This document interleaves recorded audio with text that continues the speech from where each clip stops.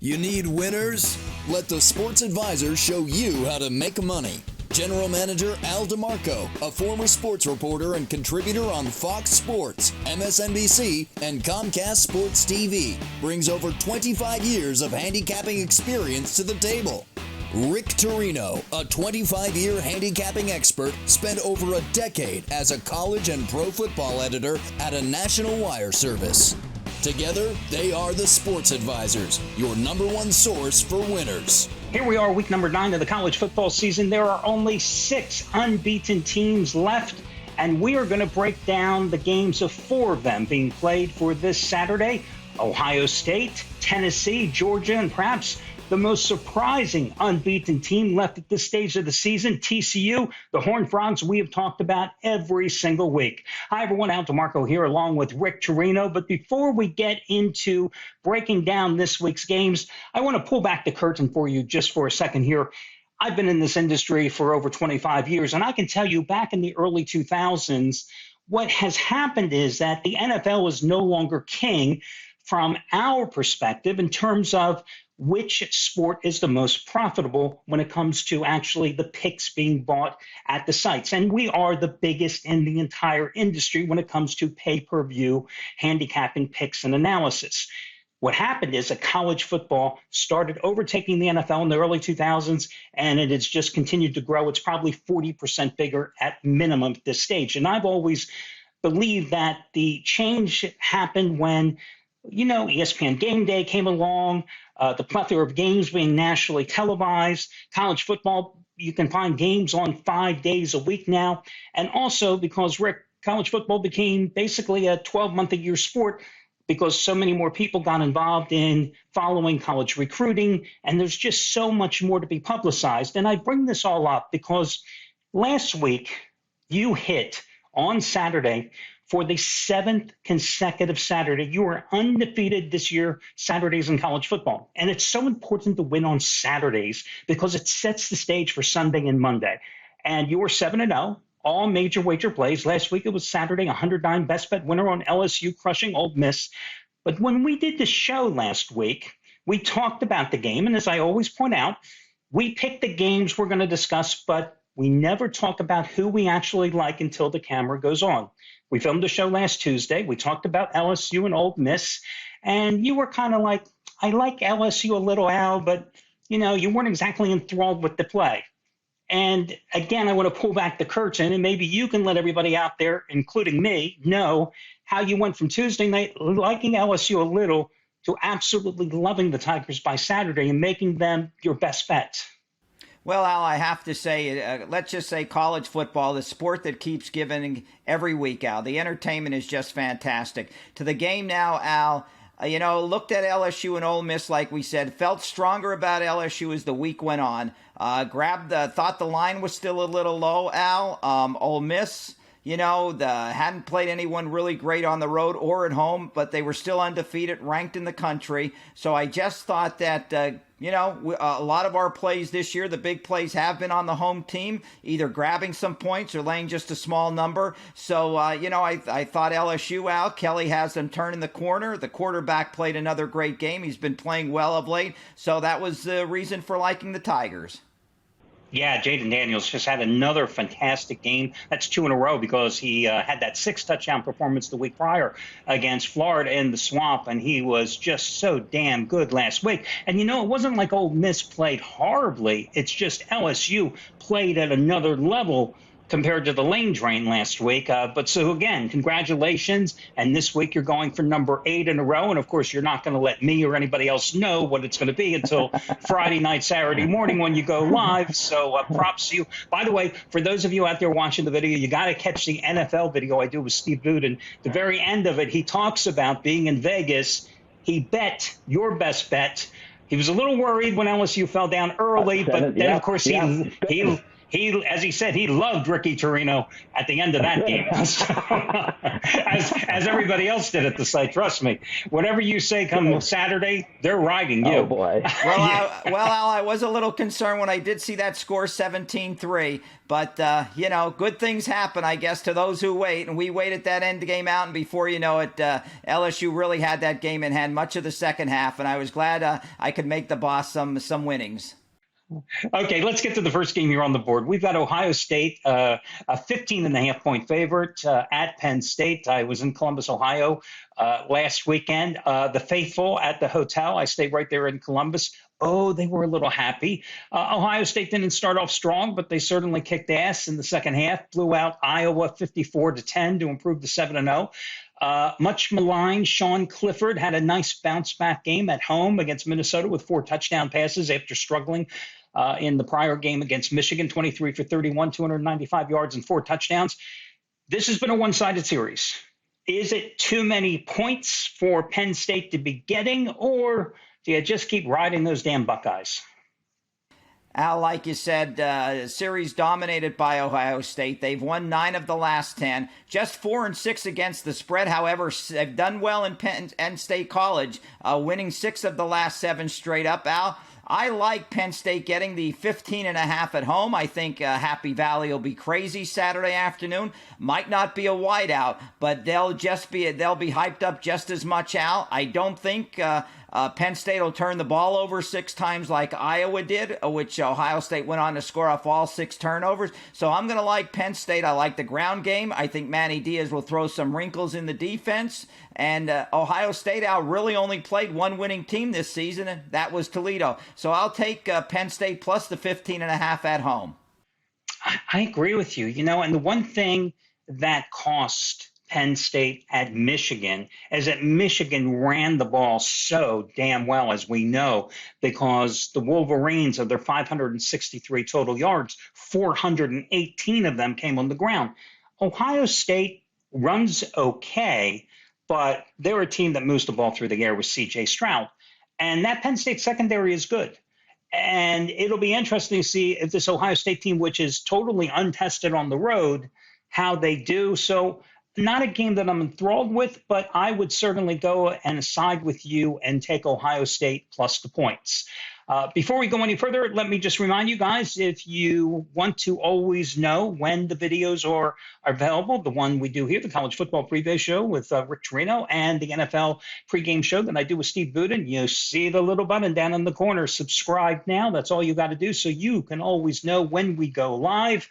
Again, down in the corner, subscribe now. It really is that easy. Well, now we're going to talk about a team we have spoken about every single week this season. It is TCU. And who would have thought? Here we are, week number 9, and the Horned Frogs would be undefeated and leading the Big 12. But I'll tell you, Rick, they are leading a charmed life. Down by 18 points last week at home against Kansas State, they rally for the 38-28 win, and they cover again. Now we find them on the road, and they're laying a big number, but they're laying that number against a very disappointing West Virginia team. Yeah, who would have ever thought the season at TCU under new head coach Spike Dykes, they're turning in 4 tough weeks in a row, Al. Oklahoma, Kansas, the hard-fought game against Oklahoma State, and then last week against Kansas State. Could this week be the week they let down on the road in Morgantown? Now, Morgantown's a tough place to play. They beat Baylor there. Baylor's not the team they were last year and the year before. I'm going to lay the number with TCU. I just cannot go against the Horned Frogs. Rolled up 495 yards last week, and we both are enjoying the play of Max Duggan, 280 yards, 3 touchdowns. Just a tough kid, and West Virginia certainly did not show up last week at Texas Tech, losing 48-10, giving up almost 600 yards to the Red Raider offense. I think I'm going to lay the 7.5. Don't like laying the points on the road, but TCU is just too much here. Yeah, and actually, I say it's actually been 5 straight weeks with tough games, because I actually go back to the SMU win, because going to SMU, the in-city rivalry. They are in Dallas, and with Dykes being the former SMU coach, abandoning that program in many fans' eyes. So that has been a 5-game tough stretch for TCU. But I saw nothing from West Virginia last week. You're right, 48-10 loss at Texas Tech. And Texas Tech ran that up-tempo offense, over 100 plays in that game. And West Virginia, they're a banged-up team. The offensive line has some injuries.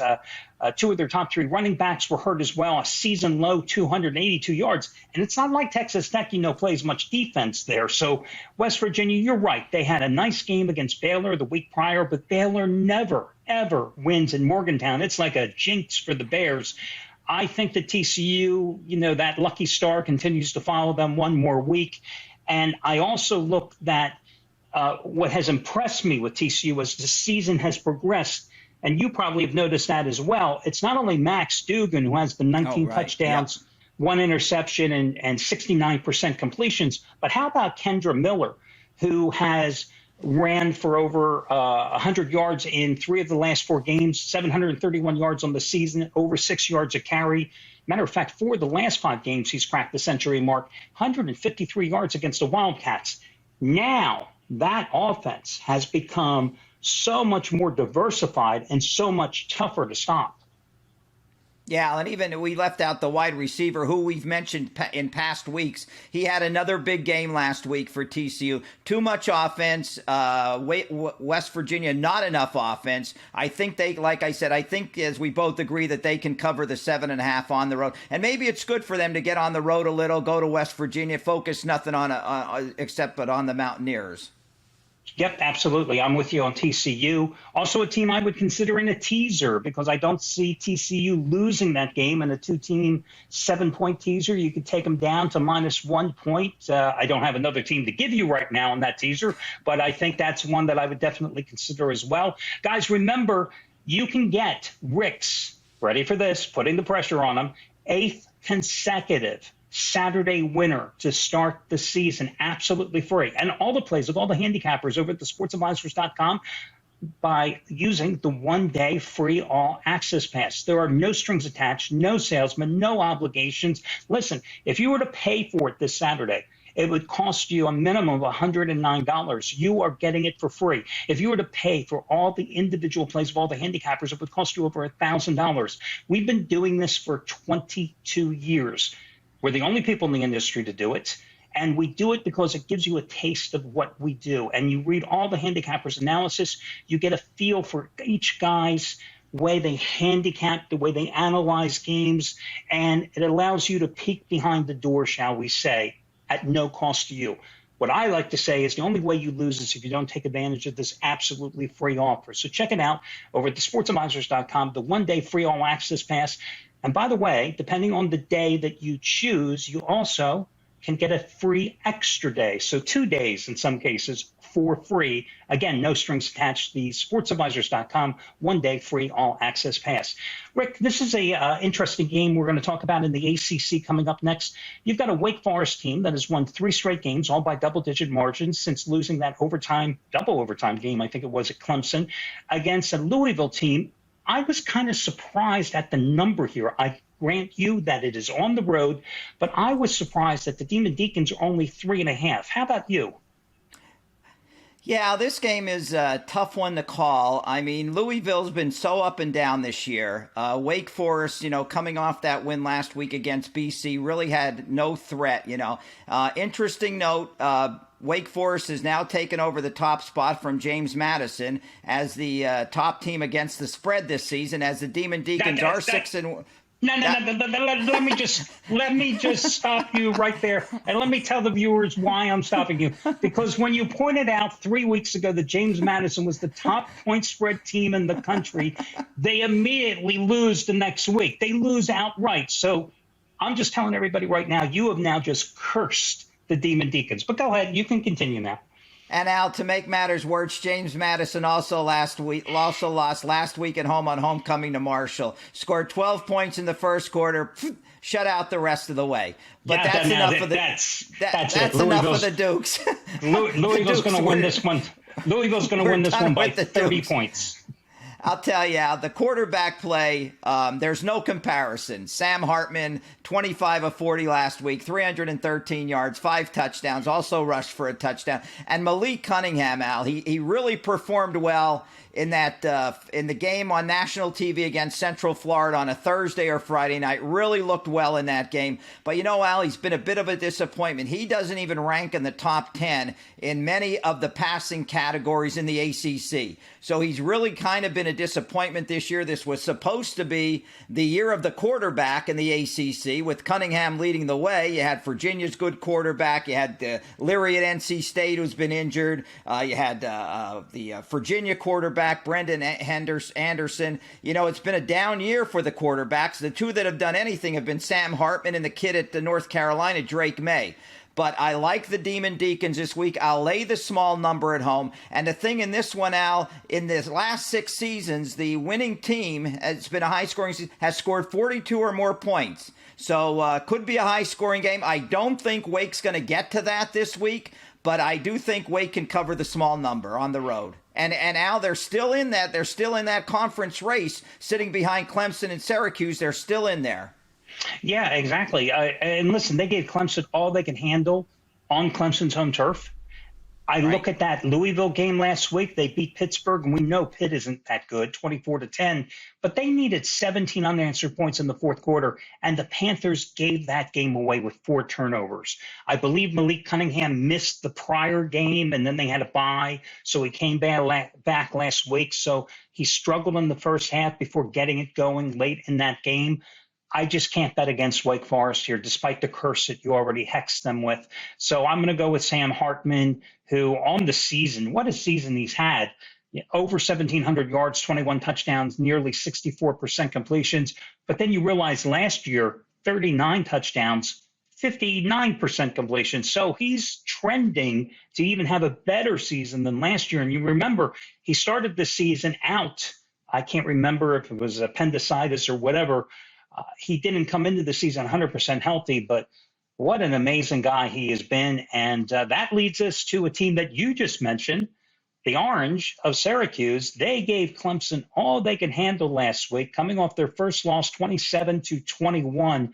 Tigers scoring 17 unanswered points themselves in the fourth quarter to pull off that win. But it doesn't dull the fact that the Orange have had one hell of a season. And it's a good thing, because otherwise they'd be looking for a new coach. Al, I can't figure it out how they give the best running back in the conference, Sean Tucker, only 5 carries for 54 yards. Syracuse in the second half last week, Al, 6 possessions for a grand total of 45 yards. They outplayed Clemson in the first half. I don't know what happened to the offense in the second half.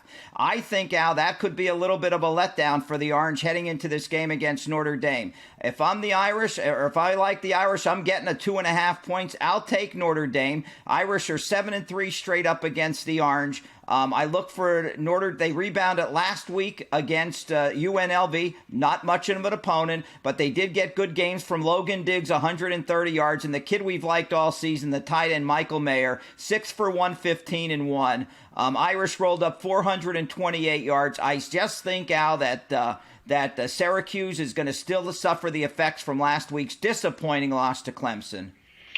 And we always say that these are kids. These are 18 to 23-year-old kids, and they are always going to be subjected to the look ahead and the letdown. And you are 100% right. Syracuse had that game in Clemson. They had their undefeated season right there within their grasp, 119 total yards and 0 points in the second half.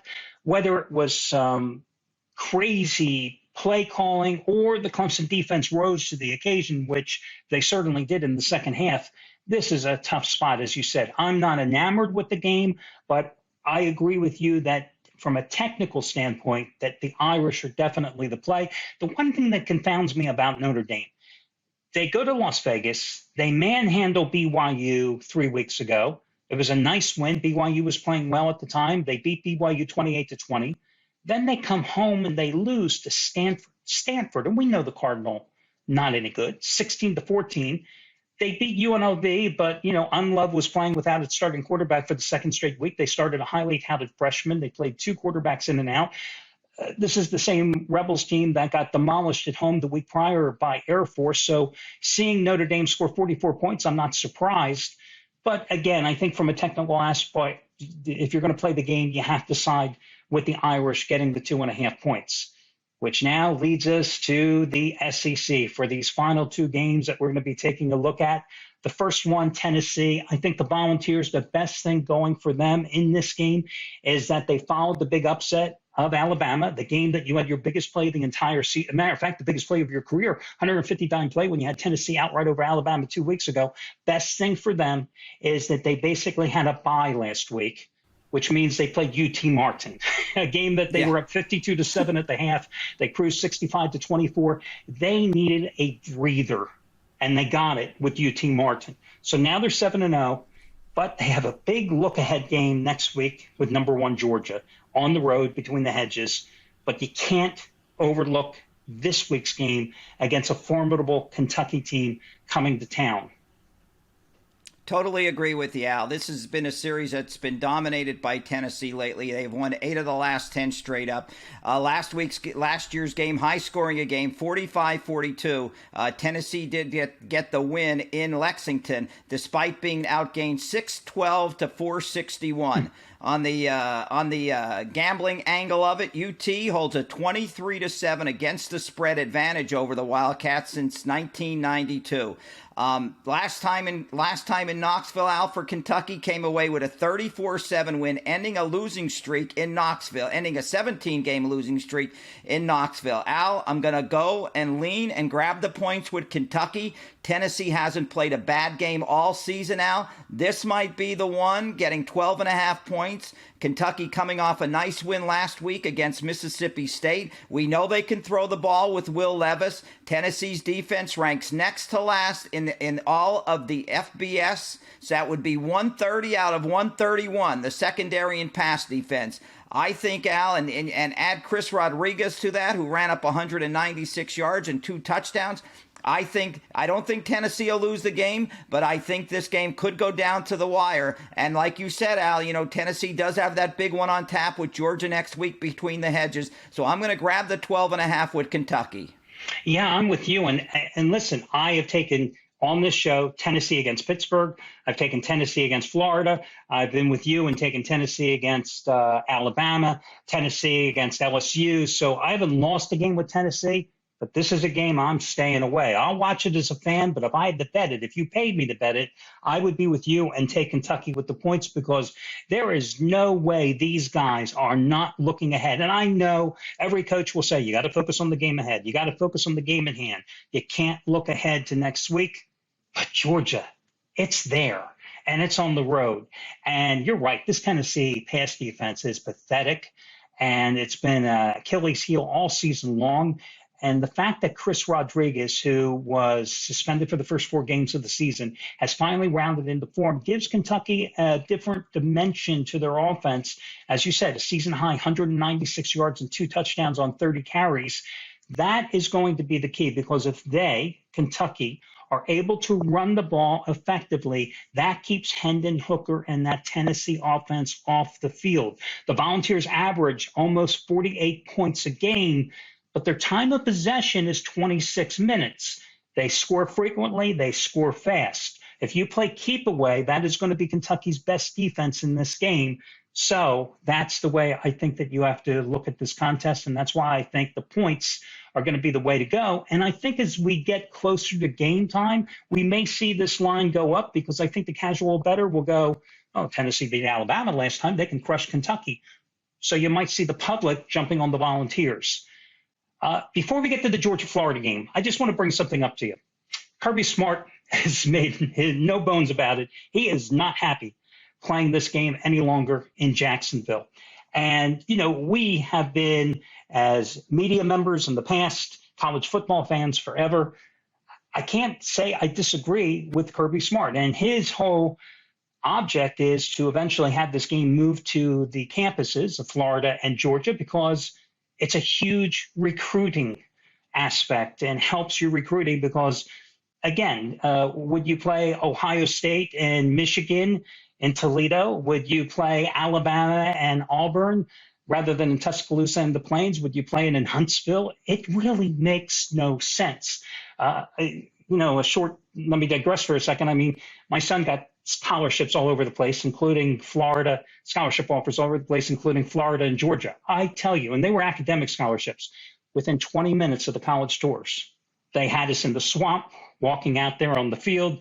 They had us between the hedges, walking out on the field. And I'm going, yeah, they're using the stadiums and the athletic programs to recruit for academic scholarships as well.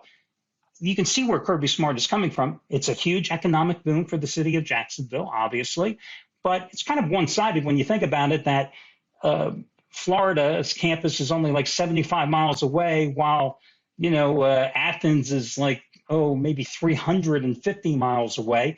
What's your take on that? Well, Al, you bring up a good point, and it's one that, I think back over the years, Al, and this may have just been something, the way the South is, the South and their traditions.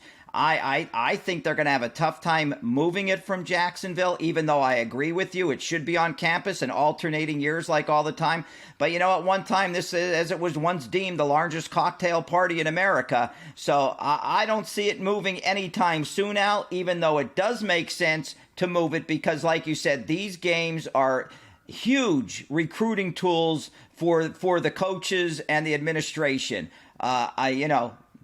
It is what it is, Al. We're talking down the South. You lived all over. You're more familiar with the South than I am. So I think that has a lot to do with it, just that Southern tradition.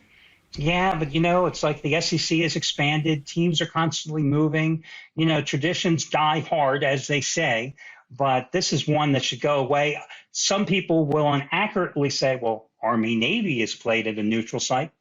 Army-Navy is played at a neutral site because they need to have 60 to 70,000 fans, and neither Annapolis or the shores of the Hudson can accommodate that type of fandom.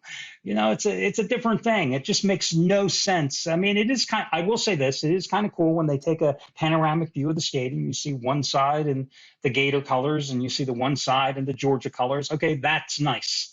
But you know what? If they played it someplace else, they'd have the same damn optics because each side would get an equal number of tickets. But yeah, anyway, let's get to the game. Georgia is a 22.5-point favorite against Florida. I wonder why. Al, there's really not much back the Gators other than this rivalry. But you know what, Al? I'm going to play Florida this week, getting the 22. I don't know, Al. Watch Georgia against Missouri. Very unimpressed. Georgia against Kent earlier in the year. Unimpressed. You got Anthony Richardson on your side. Rivalry game. After week 1, Al, they thought he would be a number 1 pick and possibly the Heisman winner. Of course, that hasn't come true, but he could still have another one of those games left in him. Al, and 22.5 points is a lot of points. Last year, Florida hung in the game for a little while with Georgia, but I don't know if this team is as good as Georgia's team from last year. I know they lost a starting strong safety that's going to miss the game and miss the remainder of the season. The Dogs did. I got a hunch with Florida, and I'm going to grab the 22.5 points, Al. Yeah, not a game I particularly care about. I mean, I'll watch it as a fan, as you will probably too. It's kind of interesting that you mentioned Anthony Richardson because last year he made his first start in this very same game, and Georgia's defense forced Richardson into 3 turnovers in a 12-play sequence. Yeah. In a 2-minute and 9-second span late in the first half and turned it into 21 points. And that's what turned the game. And ultimately, Georgia won 34-7 last year. This Florida team, they don't have much defensively. They don't have much offensively.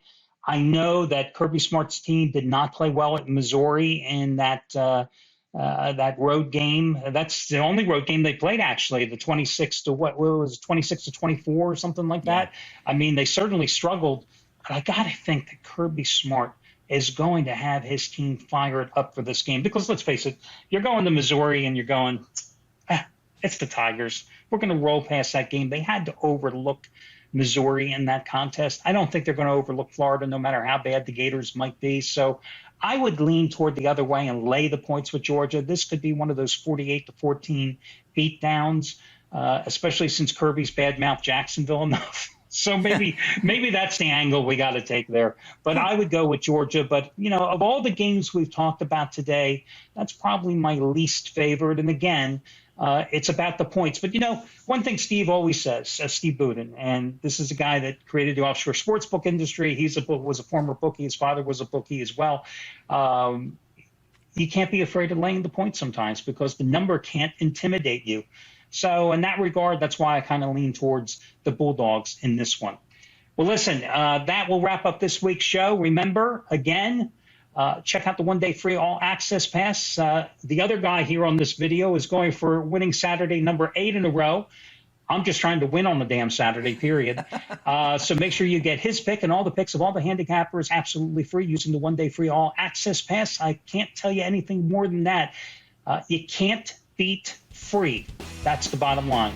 For Rick Torino, I am Al DeMarco. Good luck, everybody, and we'll catch you again next week on the next edition of the Sports Advisors College Football Pregame Show. Good luck, everybody.